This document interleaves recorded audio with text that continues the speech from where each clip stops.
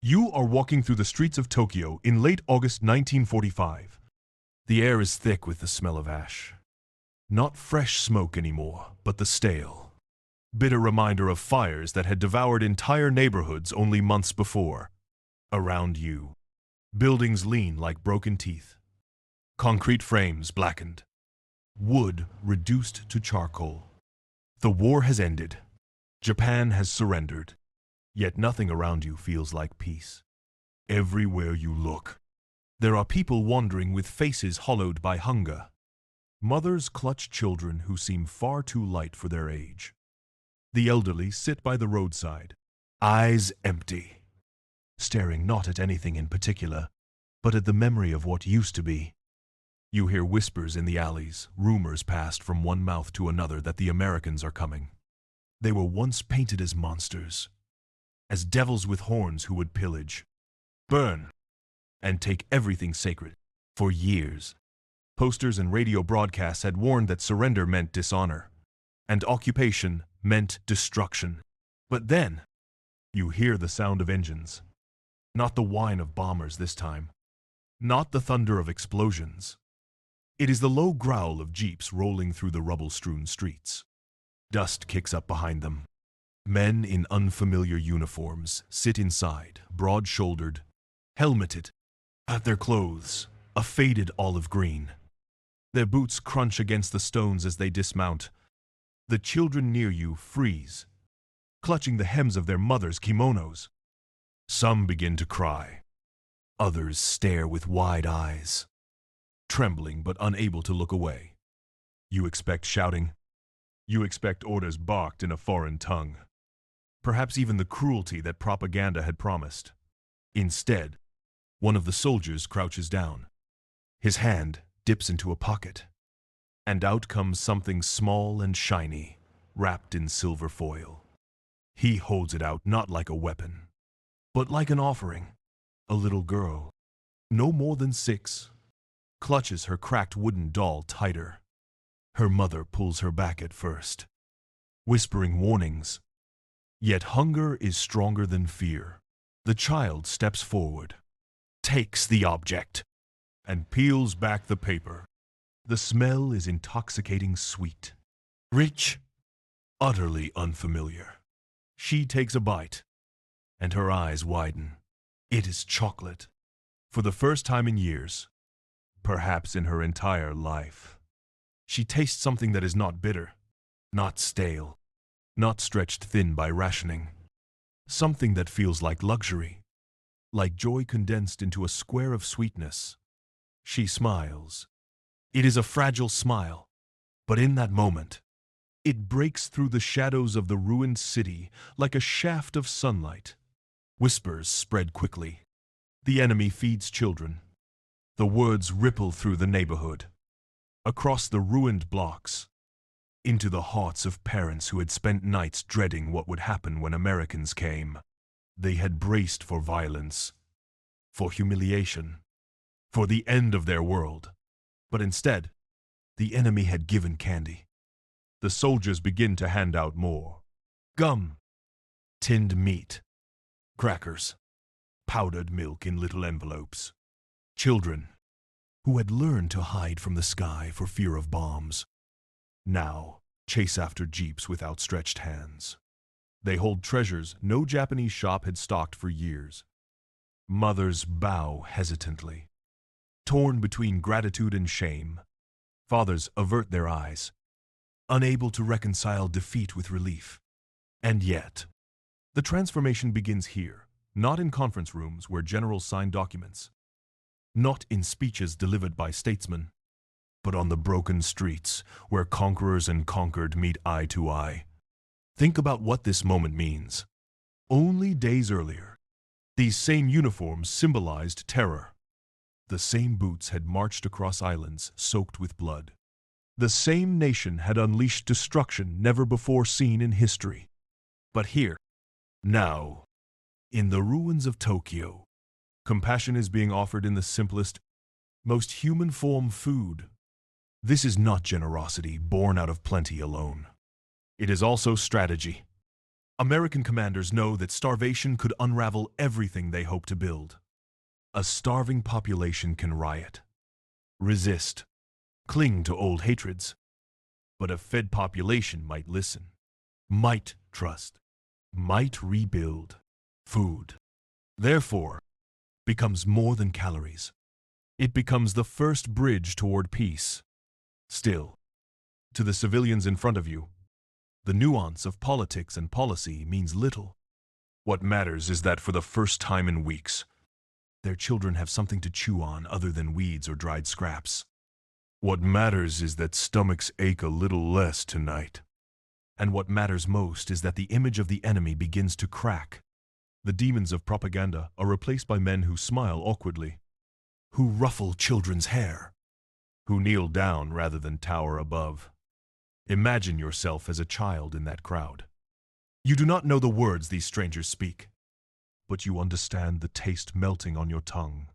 Sweetness, pure, unexplainable, overwhelming sweetness. It is not just chocolate. It is survival. It is a hint that tomorrow might be different from yesterday. Decades later, grown men and women who were once children in these ruins would recall that first taste. Some would say they never forgot the smell of chewing gum unwrapped from crinkling foil. Others remembered powdered milk, chalky but miraculous.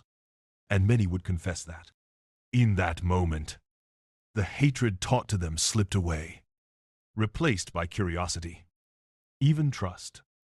As the sun sets over Tokyo that evening, the ruins glow orange, and the sound of laughter rises faintly, a fragile, uncertain laughter, but laughter nonetheless. It does not erase the grief of the war. It does not bring back the millions lost. Yet it plants a seed, small but powerful. A seed that says peace may begin not with treaties, not with orders, but with kindness exchanged between enemies. This is where our story begins.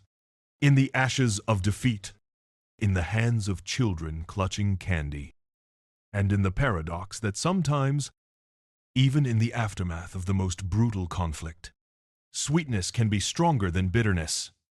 You step back in time, into the shadows of the years before Japan's surrender, to understand how profound the moment of chocolate in a child's hand truly was. To grasp its weight, you must first remember the world as it looked in the months and years leading up to that August of 1945. For over a decade, Japan had been fed a steady diet of fear and fury. The government's propaganda machine painted the outside world, and especially America, in colors darker than night. Posters on school walls depicted Americans as beasts with grotesque features, fanged mouths, clawed hands, and wild eyes. Newspapers and radio broadcasts spoke of them as bloodthirsty invaders, men who would destroy shrines, enslave women, and tear apart the Japanese way of life. Children were taught in classrooms to recite slogans about loyalty to the emperor, to die before surrender, and to believe that the enemy's heart was made of stone. The propaganda worked. Mothers warned their children never to trust foreigners. Fathers, many already conscripted and sent to the front lines, told their families that capture was worse than death. Even in remote villages, whispers spread. Americans would pour poison into wells. They would steal rice. They would dishonor the women of Japan. In such a world, surrender was unthinkable. Resistance, even to the last man, seemed preferable to humiliation. And yet, by 1945, resistance had brought the nation to the edge of starvation. Look closely at the numbers, for they tell a story of desperation. By the final year of the war, the average Japanese civilian consumed fewer than 600 calories a day, far below the level needed for health. Rice, the staple of life, was scarce. People stretched rations with barley, millet, even ground-up acorns. Soup was thin, made from weeds or scraps. Some households boiled strips of bark or mixed sawdust into flour to trick their stomachs into thinking they were full. The great fire bombings of 1945 only deepened the misery. Cities like Tokyo, Osaka, Nagoya, and Kobe were reduced to rubble. Their food stores burned along with their homes. More than 100,000 people died in a single night in Tokyo that March, but the survivors suffered in a slower way, wandering among ruins, searching for something, anything, to eat. In the countryside, the harvest had grown thin. The military had taken much of the food to feed soldiers, leaving families in villages to barter, beg, or go hungry. And then came the summer, the terrible summer when the war at last crashed down on Japan's shores. In Okinawa, civilians had seen with their own eyes what American soldiers could do, and rumors spread quickly across the nation. The atomic bombings of Hiroshima and Nagasaki shattered not only two cities, but the very idea that Japan could survive another season of war. When the Emperor's voice echoed through radios on August 15, announcing surrender, millions wept. Not in joy, but in grief and confusion. Peace had come, but with it came fear of what peace would mean. Here is where the paradox sharpens. In the minds of civilians, the enemy was still the demon of propaganda. They expected cruelty, violence, humiliation. They imagined occupation would mean foreign soldiers storming homes, taking daughters, destroying temples. They braced themselves for the worst, whispering stories of what had happened to defeated nations in the past. Some remembered the tales of German troops in Belgium in the First World War, or of the Japanese army's own brutality in Nanjing. If Japanese soldiers had behaved like that, then surely the Americans would now return the cruelty. But the Americans had learned from history, too. General Douglas MacArthur, newly appointed Supreme Commander of the Allied powers, understood that the occupation could collapse if Japan starved. Famine breeds unrest, riots, and resistance. So from the very beginning, he argued that feeding Japan was not only a humanitarian duty, but a strategic necessity. Stabilize the people's stomachs, and you could stabilize their hearts. This idea was not without precedent.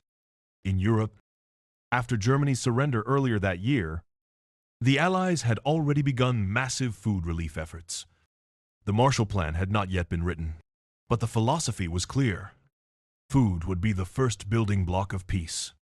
A hungry people could not embrace democracy, could not rebuild their economy, and could not be asked to lay down old hatreds. Japan's situation, however, was even more fragile. The island nation depended heavily on imports for food, and the war had strangled those supply lines. By late 1945, without foreign aid, millions might have starved. MacArthur pressed Washington to act quickly, warning that Japan was on the brink of chaos. Shipments of American wheat, corn, powdered milk, and canned goods were rushed across the Pacific. But before those organized relief programs could take root, the first contact between conquerors and civilians happened not in warehouses, but on the streets, through the spontaneous generosity of soldiers sharing their own rations. This is why the image of the soldier kneeling to hand out chocolate mattered so much. It wasn't just a sweet treat, it was a shock to the system. For years, children had been taught that Americans were monsters. And yet, when the war ended, the monster offered them food. The contrast was staggering. Parents, of course, felt a different kind of shock.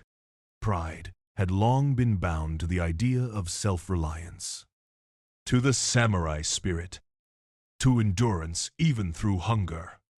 To accept food from the enemy felt humiliating. It meant admitting defeat not only on the battlefield, but at the dinner table. Many fathers turned away, pretending not to see their children chewing gum or nibbling chocolate, their eyes wet with something between relief and shame. And yet, Hunger is relentless. Ideology cannot quiet an empty stomach. Slowly, families accepted what the Americans gave. At first, it was candy and crackers from the hands of soldiers. Soon, it would be sacks of flour, cans of powdered milk, and shipments of rice organized by occupation authorities. What makes this background remarkable is not only the scale of devastation, but the speed with which perceptions began to change. In a matter of weeks, decades of propaganda began to crumble, not because of speeches or decrees, but because of calories. The demonization of the enemy met its first true test in the moment when a starving child tasted sugar for the first time in years. Thus, when you think back to that scene of a little girl unwrapping chocolate in the ruins of Tokyo, remember the years that came before it. The fiery storms of bombers, the voices on the radio hissing about foreign beasts, the endless nights of hunger, and the expectation of cruelty. That moment mattered precisely because it broke so many expectations at once. It was not just sweetness on the tongue, it was the taste of propaganda dissolving. The first flavor of a new kind of peace. You are standing on the side of a ruined road, where the cracked surface is littered with chunks of tile and splintered wood. Tokyo's skyline, once crowned with pagodas and proud commercial buildings, now looks like a forest of chimneys, blackened stumps where homes once stood. It is September 1945. Japan has surrendered, and the occupation has begun. The sound of engines rolls through the still air. A jeep, its olive green paint scratched and dusty from long service, rattles down the road. Behind it follow trucks, their tires crunching against debris. To the Japanese, who have survived months of firebombings and hunger, this sight is both terrifying and magnetic. Mothers clutch their children's sleeves, instinctively pulling them back into doorways. The older children hesitate, caught between fear and something else, curiosity. The jeeps stop. The soldiers step out.